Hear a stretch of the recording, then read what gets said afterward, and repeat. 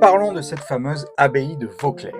La marque Abbaye de Vauclair, c'est la marque de bière de Lidl. Ils ont Perlembourg également qui fait un peu plus bas de gamme, mais la gamme Abbaye de chez Lidl, c'est l'Abbaye de Vauclair. Il faut savoir qu'il existe une brasserie qui s'appelle Abbaye de Vauclair et qui n'a aucun rapport avec la brasserie de chez Lidl.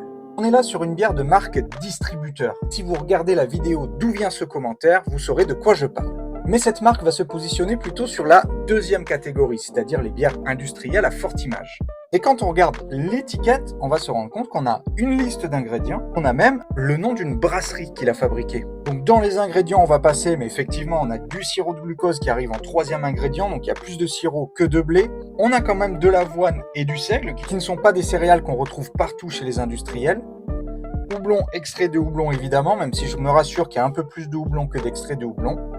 Et après, on va retrouver les extraits de coriandre, extraits d'orange qui vont amener ce côté un peu abbaye épicé. Et on voit fabriqué pour Lidl par la brasserie Champignol. Donc pour faire simple, Lidl a demandé à cette brasserie de brasser à façon. Beaucoup de brasseries le font et ce n'est pas quelque chose pour lequel je suis contre. Quand on n'est pas brasseur mais qu'on veut avoir une bière à son image, eh bien il vaut mieux passer par un brasseur et on aura juste à valider une recette avec lui et choisir nos étiquettes. Donc au même titre que ma vidéo sur la Goudal, l'abbaye de Vauclair se positionne à peu près sur le même schéma. C'est une bière qu'on ne va retrouver que chez Lidl contrairement à la Goudal, mais qui a ce même positionnement, c'est-à-dire tu ne veux pas emmener de la Leffe ou de la Grimbergen en soirée, prends une abbaye de Vauclair, c'est parfait.